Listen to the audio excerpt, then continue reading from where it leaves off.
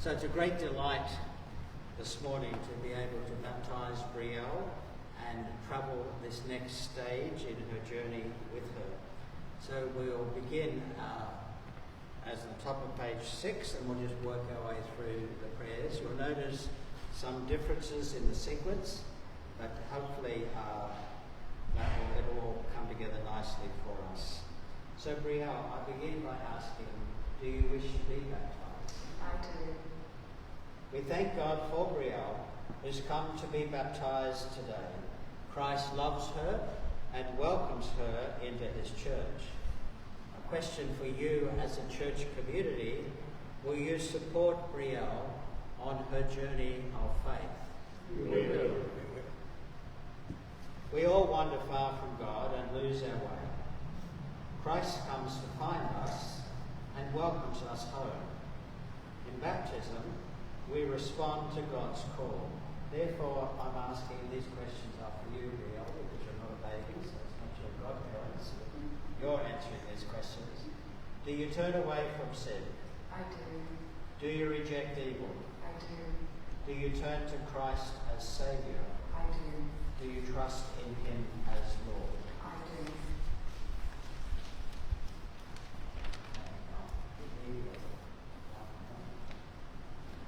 Now we're at one of the points where it's a little bit different when we're baptising a baby.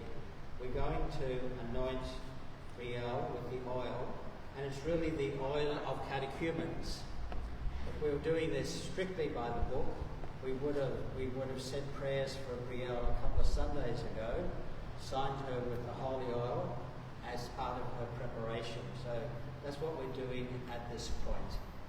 So Brielle, Christ claims you for his own. Receive the sign of the cross. And I'm going to invite responses to also sign her the sign of the cross.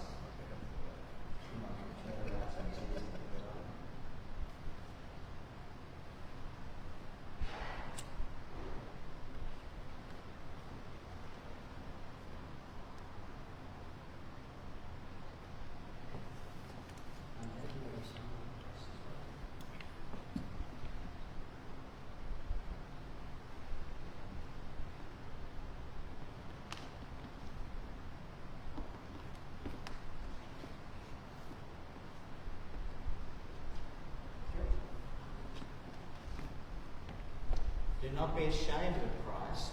You are his forever. We say together, stand bravely with him against all the powers of evil, and remain faithful to Christ to the end of your life. May Almighty God deliver you from the powers of darkness and lead you always in the light and obedience of Christ. Amen.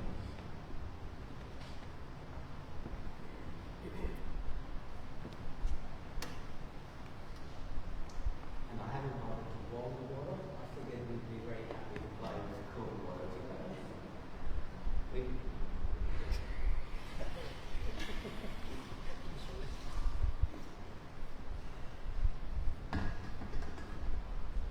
We praise you, loving Father, for the gift of your Son, Jesus. He was baptized at the River Jordan, where your Spirit came upon him and revealed him as the Son you love. He sent his followers to baptize all who turn to him.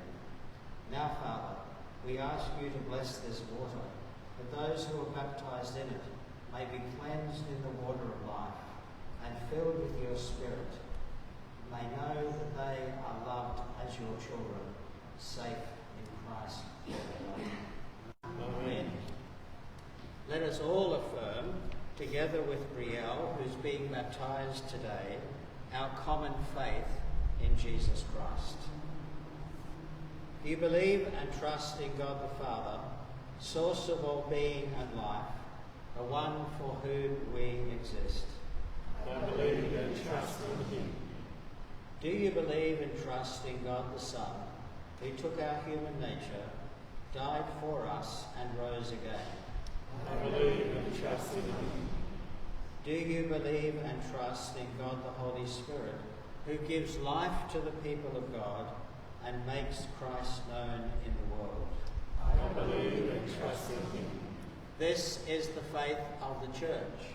This is our faith. We believe and trust in one God, Father, Son, and Holy Spirit. Brielle, is this your faith? This is my faith.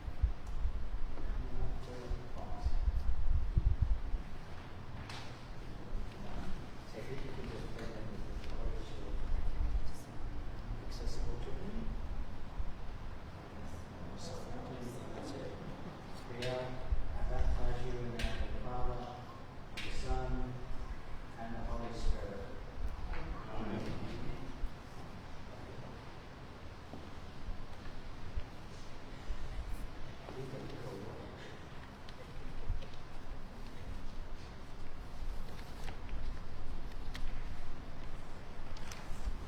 So let's reflect for a moment on what we've just done and the step that Brielle has just taken.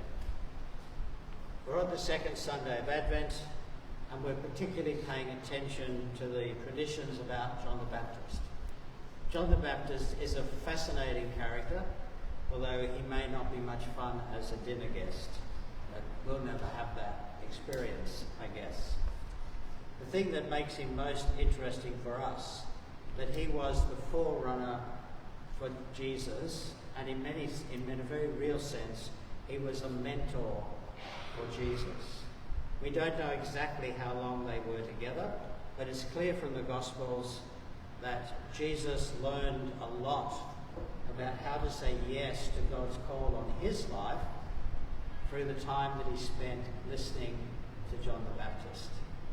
And that's the point I invite us to think about today. Who do we listen to? Who listens to us? And how safe is it for them and for us to find our own path? In the stories of Jesus and John the Baptist, John plays that special role as a mentor and a spiritual teacher. I wonder who has been your spiritual teacher. Who are those people in your life who on reflection you realise, I'm the person I am, and I have the faith that I do because of them? And Brielle, that's a question for you as well. As we have baptised you this morning, think with gratitude about those people who have helped you become the person you are, helped you to be people of faith. I'm thinking they're standing here close by. But you see, it's a cycle, because not only do we have people who have influenced and mentored us in the spiritual journey, but we also are an inspiration and a model for others. And that idea may come as a surprise to us, but there are people who look up to us for wisdom about how to practice their faith. And so we not only have an obligation of gratitude to those who've helped us, but we have an obligation to those who are looking to us, who find us a living example of how to be Jesus people. So we have mentors, but we are mentors for others. In the story of John and Jesus, they eventually go separate ways. We don't know that they had a particular bust-up, but John ends up in prison because he was a bit in the face with the ruler, Herod Antipas, and upset Herod's wife.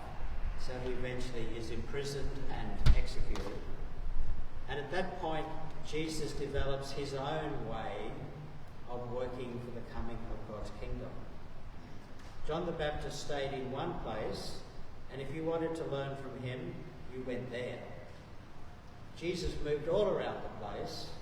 He didn't set up shop, as it were, in one village, and he took the good news of God's kingdom to where the people were, the ordinary people, the people on the edges.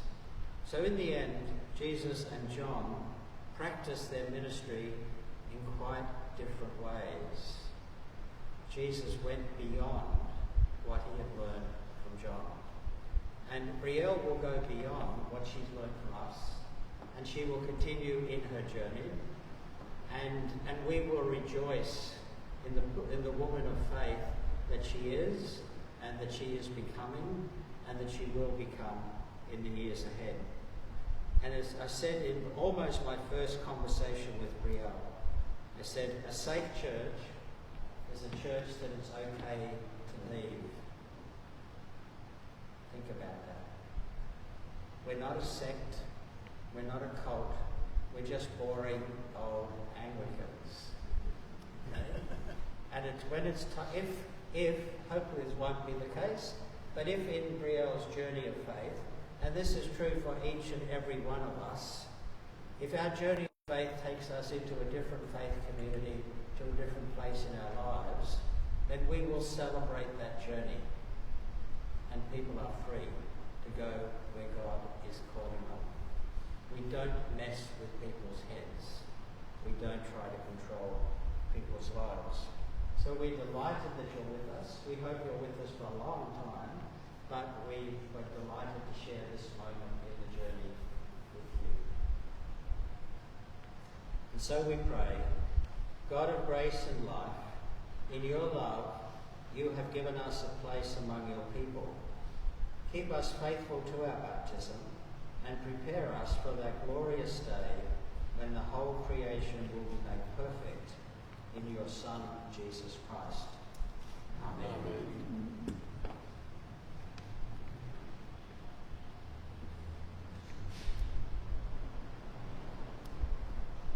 We do have a couple of gifts here. There is a baptism card, of course. There are even godparent cards. And there's the gift of the Bible, a solid Bible, which will give you plenty to read. We also have a little cross, which I'm going to bless and which you will receive later in the day. Father God, your Son, Jesus Christ, stretched out his arms on the hard wood of the cross. Bless this cross and bless Brielle as she wears this cross. May the cross always be a reminder to her of your love in her life. And may the cross be a sign to others of the choice she has made to be a disciple of Jesus through Christ our Lord. Amen. So good.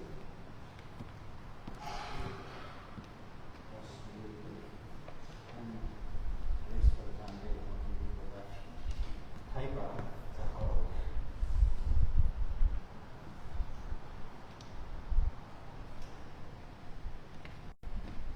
And we'll light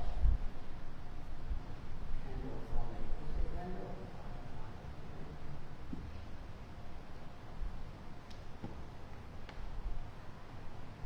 There is one Lord, one faith, one baptism. Brielle, by one Spirit, we are all baptized into one body. We welcome you into the fellowship of Christ. We are children of the same Heavenly Father. We welcome you. So let's join in